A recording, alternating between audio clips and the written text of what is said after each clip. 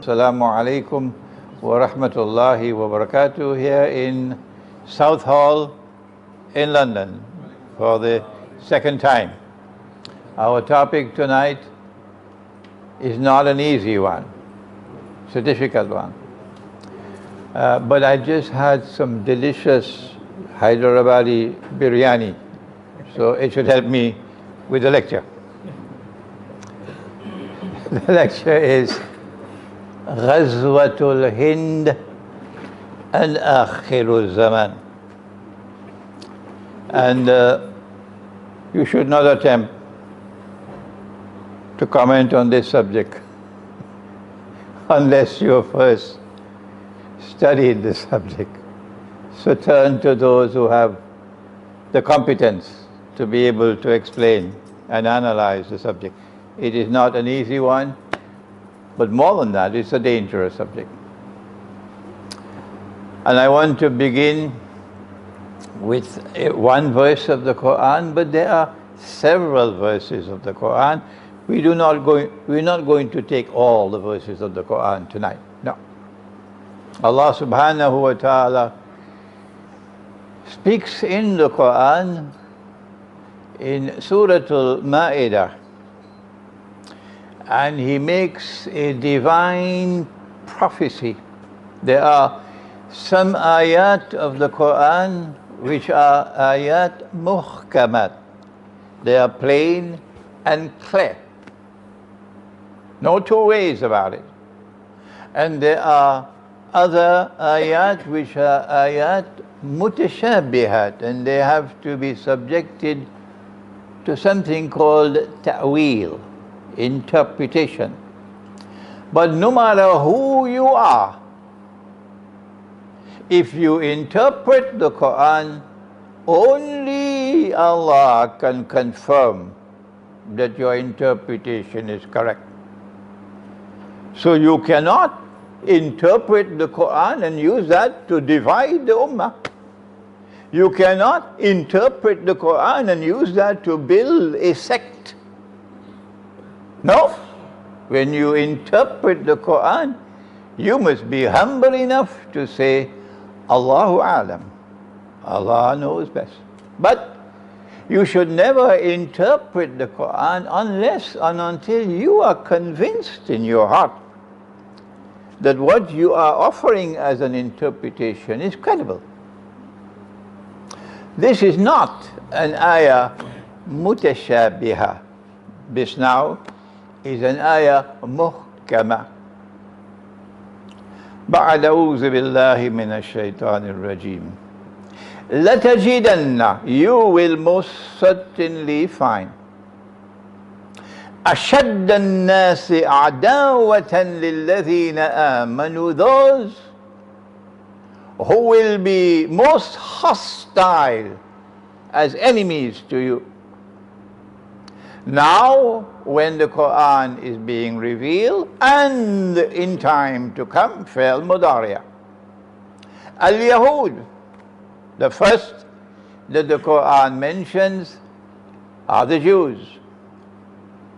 The term Yahud was never used prior to that effort to crucify the Messiah. At that time, they were still Banu Israel. And Nabi Isa alayhi was sent to Banu Israel. But after that event, when some of them wept when they saw what they saw, and others celebrated, and if this was not in the Quran, they'd send me to jail as they sent Alain Soral to jail for anti-Semitism. But it's there in the Quran, so you can't send me to jail for what is in the Quran. They celebrated when they saw what they recognized as a crucifixion.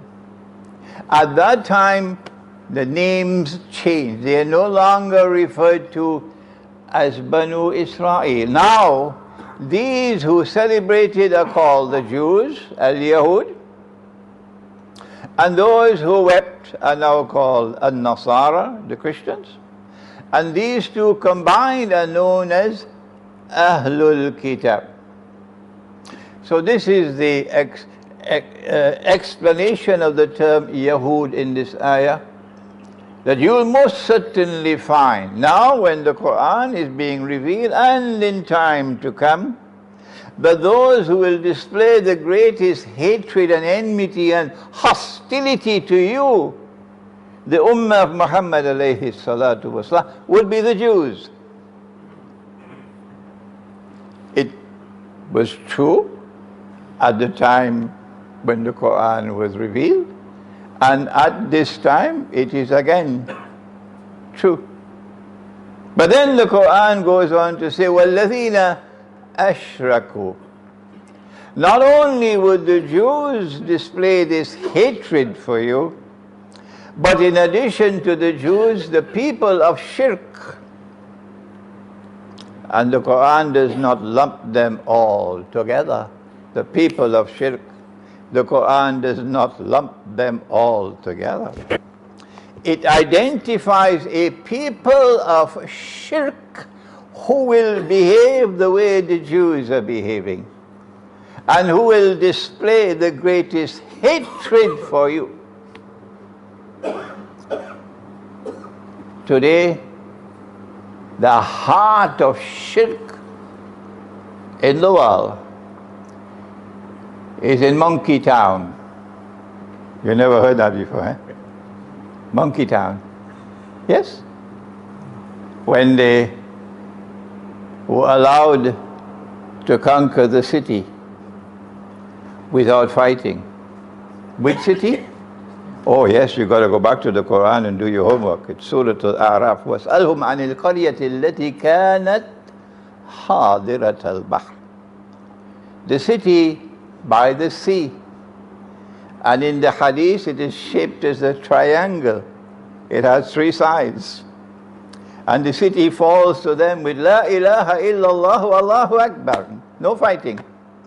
So Allah ordained that they should get the city.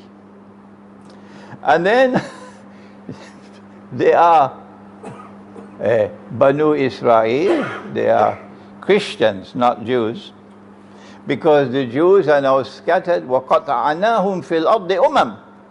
They are not allowed to come into one city, not the Jews. So they are Christians. And they have to observe the Sabbath, which is Yawm al-Sabt, or what they call Saturday, and you're not allowed to work, so you're not allowed to fish. And then Allah tested them. He sent the fish big like this, and they're jumping. You can see them jumping on the day of the Sabbath. And then every other day of the week, no fish. So they're being tested. And some of them said to themselves, we don't care 2 peanuts for the law. No. And they went fishing. And they're still fishing to this day. To this day. And another group said, listen, Allah will punish you, beware. You violate the law. And a third group who had spiritual insight, basira, they said, why bother to warn these people? They have gone past the point of no return. There's no turning back for them. They have abandoned the deed. And those who went fishing, Allah punished them. And He said, Kunu kiradatan khasi'in. Be apes, despised. But a human being, insofar as the Quranic guidance is concerned, I'm not talking about Hollywood or Disneyland. I'm talking about the Quran. A human being cannot be transformed into an ape. A human being remains a human being until Judgment Day. Nor is there something despicable in the way monkeys live. They don't put on clothes, they're naked, and their bedroom life is in the public, but that's fitra. So what does it mean? Be apes, despise. It means that people who ought to live like human beings are now punished by Allah. So they live like apes, with a preference for public nudity and nude beaches, and appearing in public naked and almost naked, and also bringing their bedroom life into the public. That is the modern Western world. And the modern Western world is exporting this garbage to the rest of the world. And it is this modern Western civilization which is firmly founded on the foundations of indisputable shirk. And it is this modern West which is showing the greatest hatred for Islam. But this is my opinion. And you must not accept my opinion, warning you, unless you're convinced that I am correct. So no one can blame me for brainwashing people. I respect your independent thinking. I invite you to think. I'm here in England to do only one thing. Not to take over anybody's masjid. No. I am here to invite you to think. So the people who will be most hostile to you, waging war on Islam, are these two people. And then the Quran goes on to say that at that time when these two people are waging war on you, showing hostility to you, hatred and enmity, وَلَتَجِدَنَّ أَقْرَبَهُمْ مَوَدَّةً لِلَّذِينَ آمَنُوا الَّذِينَ قَالُوا إِنَّا نَصَارَى.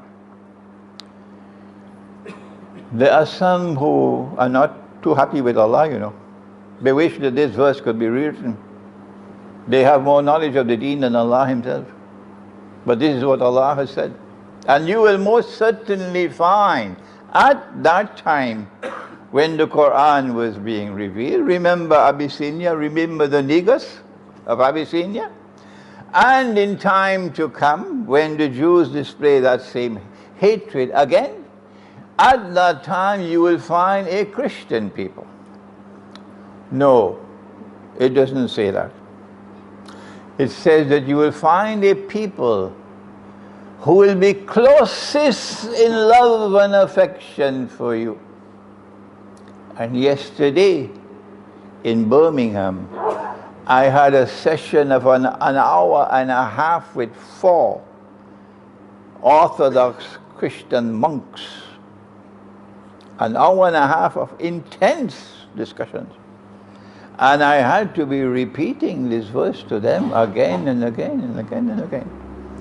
And the hour and a half passed in a very friendly way. No tension, no hostility, no rivalry, nobody seeking to defeat the other in any argument, Ahmad Didat style. No, this was different. And you will most certainly find that those who will be closest in love and affection for you at that time when these show that hatred for you would be a people who say, Inna Nasara. They proclaim that they are Christians, so they're not a secularized people. Their primary identity is their faith. This couldn't be Monkey Town. Monkey Town is secularized. They are Christians on Sunday morning, and for the rest of the week, they forget about their religion.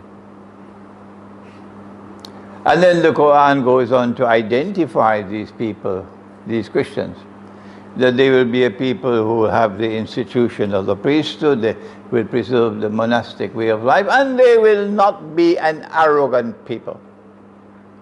They don't want Venezuela to bend its knee before them in submission. They don't want Russia to bend its knee before them in submission. They don't want China to bend its knee before them in submission. And if you don't bend your knee, we'll wage nuclear war on you. They're not like that. They don't have this arrogance. وَأَنَّهُمْ لا يستكبرون. They're not a people who want to rule the world, these Christians. And tonight I took so much time to introduce this ayah. Tonight, as we turn to the alleged hadith on Ghazwatul Hind, that Nabi Muhammad alayhi salatu wasalam is alleged to have prophesied. Two hadiths, both in Nisa'i, and one says that you will conquer Hind, and the other one says that at the time when you conquer Hind will be at the time when Nabi Isa alayhi salam would have come. And they come from only one companion, Abu Hurairah radiallahu ta'ala anhu.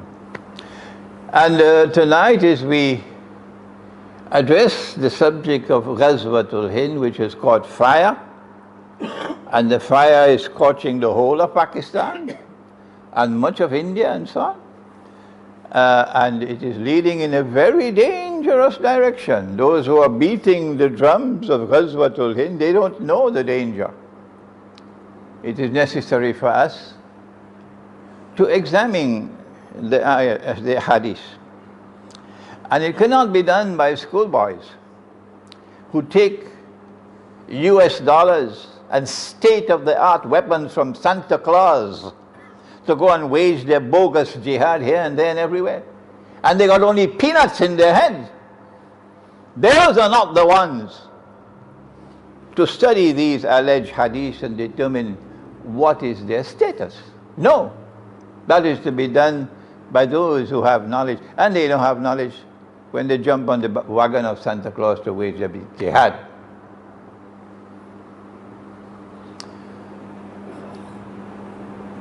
Who is Hind? The word Hindu comes from Hind. So the Hindu is someone who belongs to Hind. The Hindu is someone who belongs to a territory known as Hind.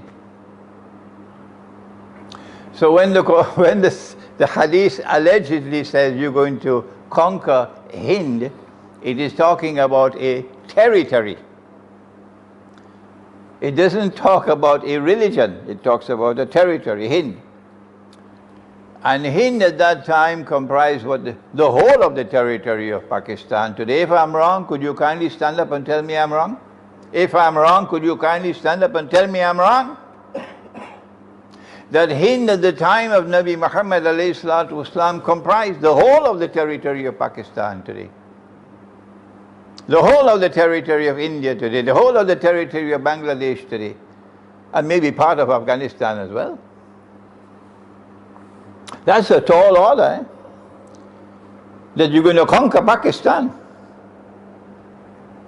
And you're going to conquer India, and you're going to conquer Bangladesh. So this is certainly not a prophecy that has any connection with the Republic of India. That's the first mistake they make. The hadith speaks of Hind. But in Hind are the Hindu people. And the Hindu people today are recognized as a people belonging to a particular religion. So the appearance of the alleged hadith is that there's going to be a war between Islam and Hinduism.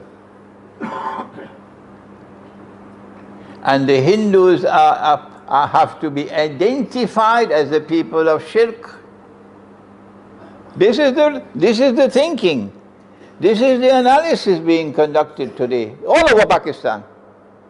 That when the Quran speaks of the people of shirk who will show the greatest hatred and hostility and enmity for you, the Quran is talking about the Hindus. So let us do some elementary analysis, and today it's only an introductory lecture, 45 minutes. I have to come back to this subject again and again and exert whatever scholarship I have to try to explain and clarify this subject once and for all. And then after that, it's for the scholars to decide whether Imran is speaking nonsense or whether there's some sense in him. I come from the island of Trinidad in the Caribbean, where Hindus and Muslims live.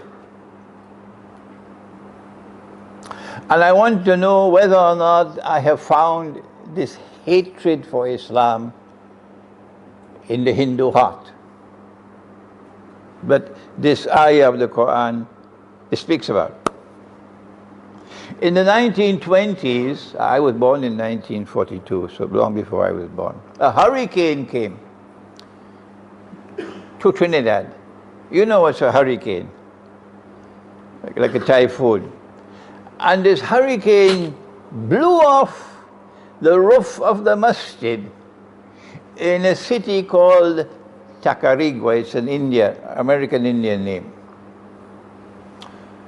And the day of Jummah is coming, and the Muslims don't have a place to perform Salatul Jummah because rain falls not every day. One of the most famous pundits in the island, a pundit is the highest man in the Hindu religion, the pundit. His name was Doon Pandit. And he was also very, very famous as a man of spiritual healing. But Allah had blessed him with this ability to heal, bi'iznillah. So he was very famous for this, spiritual healing. And Doon Pandit was in Tacarigua. And when he heard of what happened to the masjid, the roof of the masjid, he invited the Muslim community to come and perform their Salatul Jum'ah in the mandir. Did you hear that? The Hindu mandir.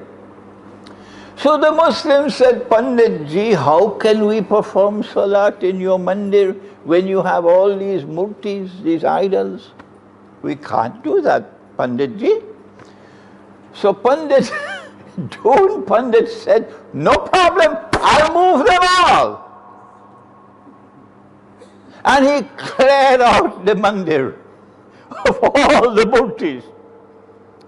And the Muslims came in the mandir and they performed Salatul Jummah for 6 weeks until they had repaired the roof of the masjid. Is that hatred? That's something to think about. This is not a normal Hindu. This is not an ordinary Pandit. This is the most famous Pandit in the land. He got into trouble with his own people. He got into trouble with his own people, but he was powerful enough to say, don't bother, I am in charge, not you. And I want to leave now this individual case to turn to a collective case, which is just yesterday. The British were leaving India. And they were leaving behind a Hindu people and a Muslim people. Prior to British rule over India, the Muslims had ruled over India for hundreds of years. The Hindus never invited them. And the Hindus were not at all happy with Muslim rule over India. Up to this day, they're not happy. It still pains them very much. Muslim rule over India was not. A rule was established on the basis of the guidance of the Quran, but in fact it was in conflict with the Quran. Muslim rule over India was in flagrant conflict with the Quran. When the British were leaving India, there was consternation in Muslim ranks. What are we to do? And the Muslims decided to establish a movement called the Khilafat movement. And all of India, the whole Muslim community of India stood solidly behind the Khilafat movement. Never before in the history of Islam in India have you ever had a movement like this that captured all the people. The Khilafat movement. And the Khilafat movement, while it was focused upon the preservation of the Khilafah in Istanbul, was primarily directed towards getting the British out of India. That's the primary purpose. The Khilafat movement, listen carefully to my words. And if afterwards you're annoyed with me, never mind, we'll be friends later. The Khilafat movement was led by men who knew Islam and who lived Islam. Pakistan has never been led from day one to this day by men who know Islam and who live Islam. The All India Muslim League was never led by men who knew Islam and lived Islam. But the Khilafat movement was led by these men. What about the Hindus? Jawaharlal Nehru was not the leader. The secularized Indian Hindu nationalists were not the leaders of the Hindus. The leaders of the Hindu was a British trained lawyer, but he was a Hindu by heart. He was primarily a Hindu. His primary loyalty was to his faith. And he wanted the British out. And he wanted that when we get the British out, we Hindus will live in accordance with Hinduism, not with secularism. And they Muslims want the same thing, that when we get the British out, we Muslims will live in accordance with Islam. So Gandhi scratched his head and he said, but it seems as though we both want the same thing. So he reached out to the Khilafat movement. And I have to tell the Pakistani today what he doesn't know, because he's forgotten it. His smartphone is making him foolish.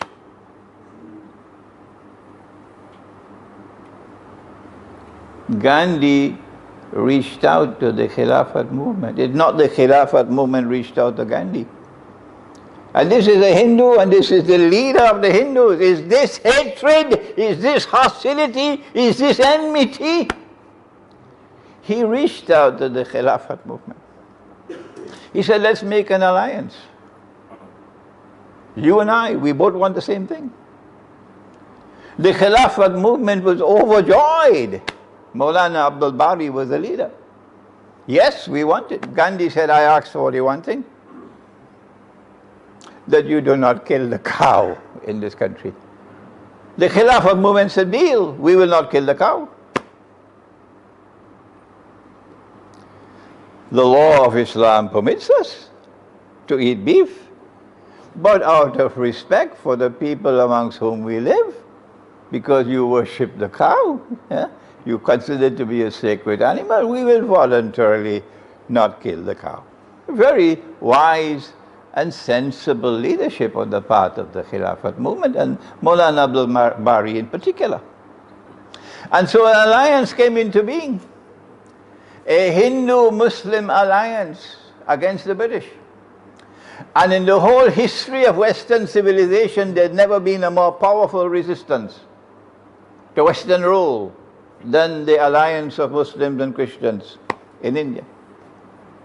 This does not appear to me to be a people filled with hatred and enmity and hostility for Islam at the time when the Jews are doing that. No. And if the rug had not been pulled out of the feet of the Khilafat movement when they got Mustafa Kemal to abolish the Khilafah. And I know you're going to be annoyed with me, but I have to say what I have to say. Dr. Muhammad Iqbal also played a critical role in the collapse of the Khilafat movement. And as a consequence of the collapse of the Khilafat movement, the All India Muslim League was able to take over. And today you have a secular state of Pakistan, not what Muslims wanted. When the Muslims established the Khilafat movement, they wanted that Muslims, after the British had left, we should be able to live in accordance with Islam. And today you have I know you're going to be annoyed with me, an Islamic Republic of Pakistan, which should better be renamed as the Islamic Republic of shoeshine boys of Muhammad bin Salman. Yes. An Islamic Republic who, despite the fact that we sent a message to them, we explained to them the Quran, we explained to them what Nabi Muhammad ﷺ has said, and they don't care 2 peanuts, they're still going to the IMF for a loan. Is this the Pakistan that's going to wage war on India in Ghazwatul Hind, and Allah will come to help you to conquer the whole of India? This Pakistan that Allah speaks of and He says, I'm waging war on you, this is the Quran. This Pakistan who lay out a red carpet for Muhammad bin Salman, for Saudi Arabia, that is lusting for war with Iran. Yes, lusting for war with Iran, knowing that the day that war begins between Saudi Arabia and Iran is going to have civil war in the world of Islam. Sunni and Shia fighting each other. And who will laugh? The state of Israel will laugh. And once there is civil war between Sunni and Shia in the house of Islam, goodbye to Pakistan. Pakistan will evaporate in smoke. And you still go and lay out a red carpet for Muhammad bin Salman? Whereas on the other hand, you should be showing more respect for Iran. Yes? What does the Quran tell us about how to deal with the subject of India and the Hindus? The first thing is that, and listen carefully, this is the second ayah I'm quoting. إِنَّ اللَّهَ لَا يُغَيِّرُ مَا بِقَوْمٍ حَتَّى يُغَيِّرُوا مَا بِأَنفُسِهِمْ. Allah will not intervene to change your condition, to help you, no matter how desperate your situation may be. And surely, yes, there's war coming between India and Pakistan, we know that, because that's what Israel wants. And they have the government in India that they want now. They have a war-mongering government in India now. Allah will not intervene to change your condition, regardless how terrible it may become, until you first make the effort to change your own condition using His guidance. That is what the Quran says. So what should we do if we are to take the effort to try to change our condition? Well, then I have come to you today, I have 15 more minutes, that's all left, to say there's a parallel between Muslim rule over India for I don't know how many centuries and Muslim rule over the Orthodox Christian world for so many centuries. The Mughal Empire and the Ottoman Empire are sisters. Are sisters. When Islam comes to a people, it comes to liberate them from oppression.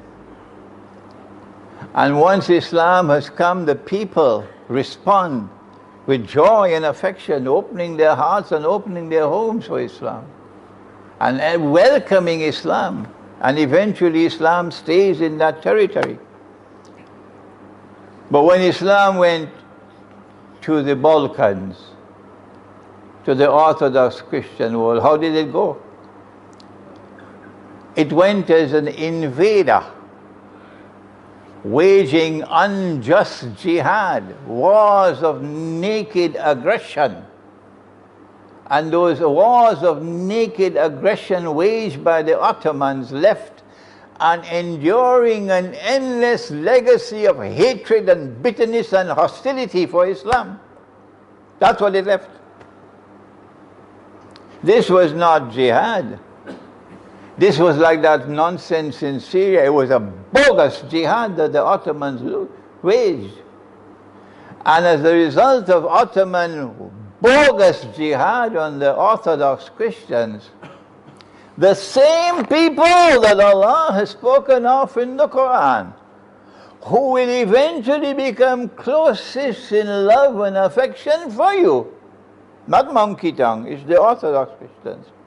These people were filled with even more hatred for Islam than in the West. That was the word I found when I launched into the field about 10 years ago. And I went to the Orthodox Christian world. I went to Moscow, I went to Belgrade twice. And I said to them that what the Ottomans did was in conflict with the Quran. They waged war on Constantinople in 1452 in violation of Allah's command in the Quran. If nobody ever said it before, I am saying it now. And if I don't have any support, I'm only one solitary voice, and all the world is opposed to me. I don't care 2 peanuts for them.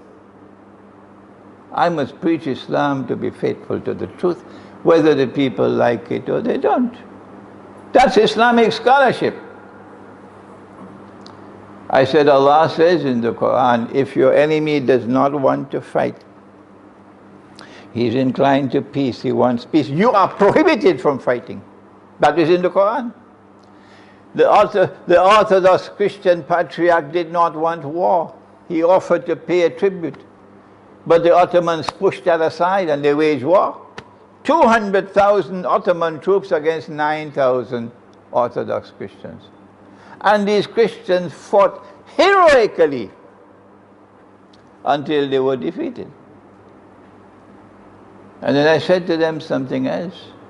When Sultan Muhammad Fatih entered into Constantinople, the first thing that he did was to take the Quran and put it aside.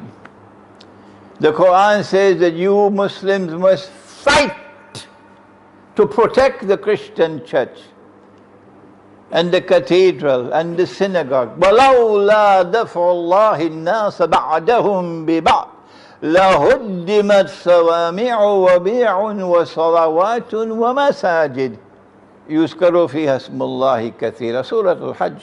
You have to fight to protect their cathedral and synagogue.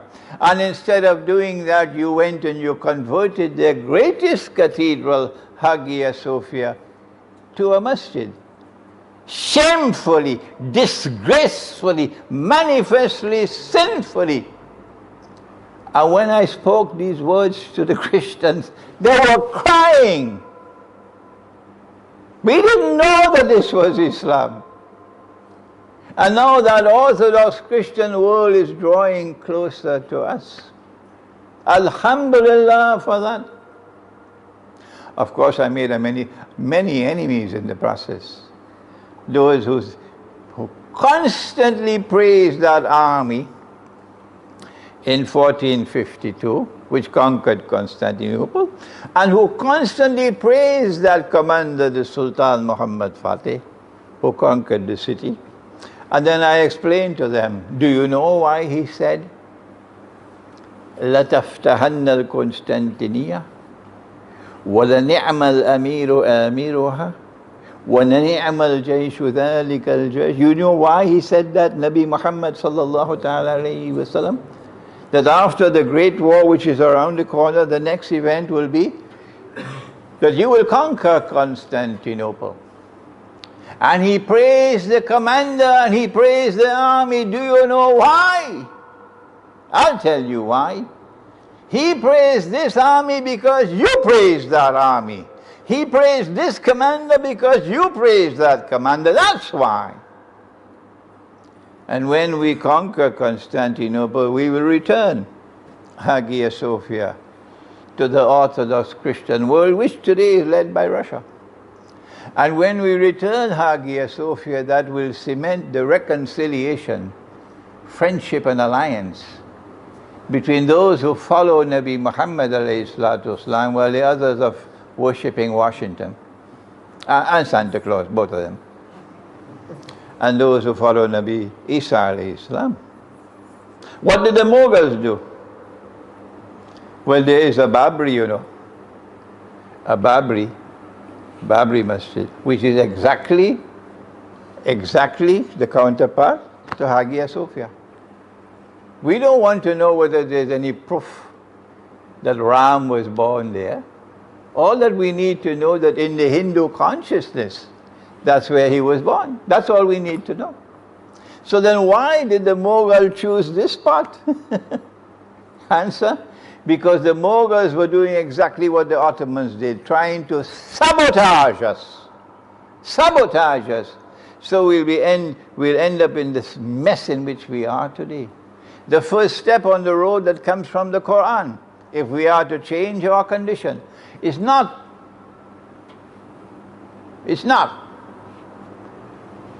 to beat the drums of Ghazwatul Hind. That's the road to destruction. The first step on the road, if you are to follow the guidance of the Quran, is to recognize that Muslim rule over India was like Ottoman rule over the Orthodox Christians. It was unjust war, bogus jihad.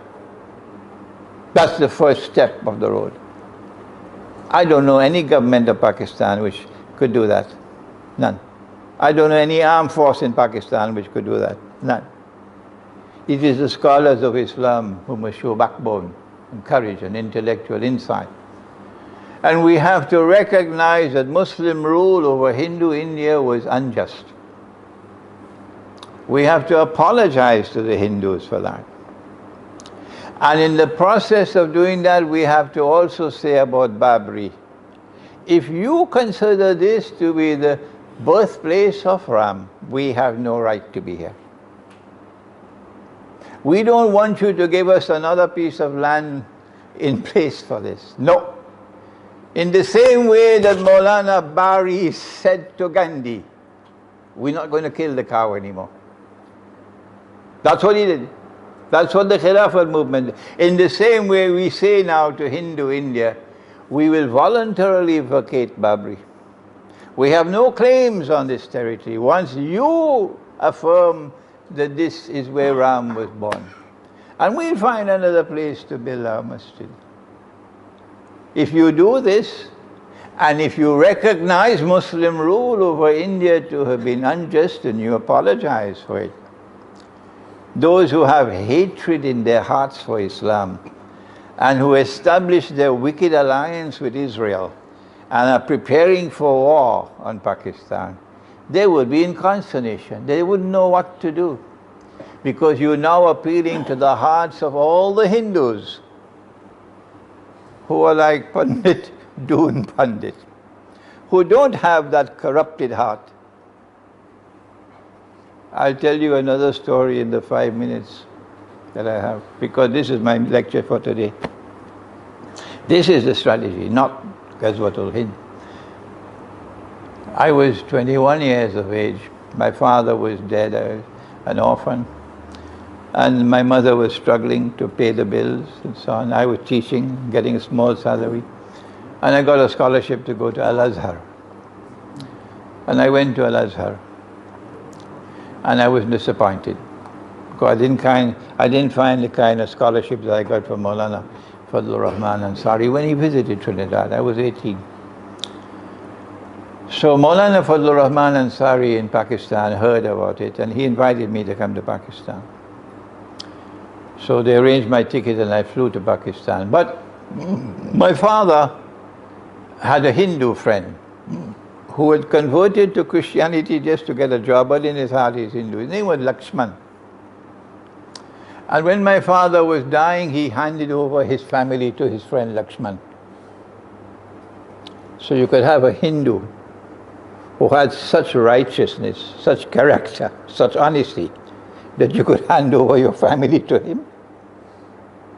So Lakshman became a second father to me. And my family wanted me to leave Pakistan and go and study law in England. And I was also inclined to do that.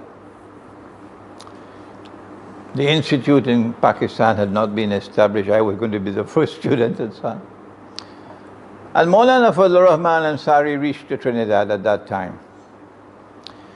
And Lakshman had to meet with him. And a decision had to be taken.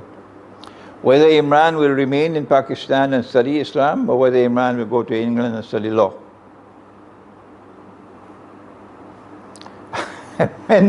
when Maulana Fadlur Rahman Ansari convinced that Hindu man, he then gave permission.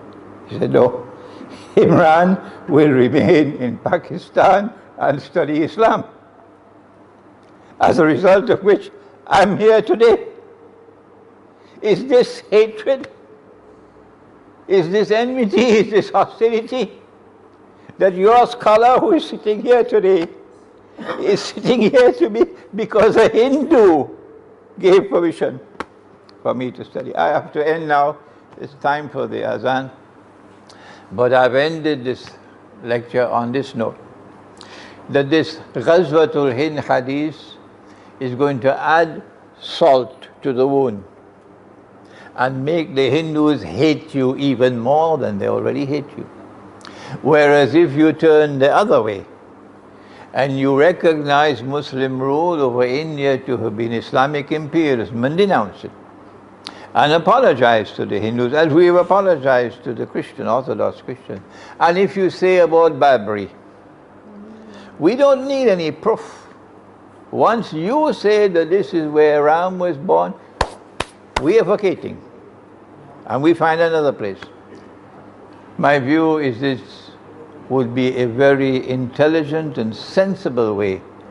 And if we act this way, then Allah says, if you are even in a terrible position, He's not going to intervene to help you until you make the effort to change your own condition.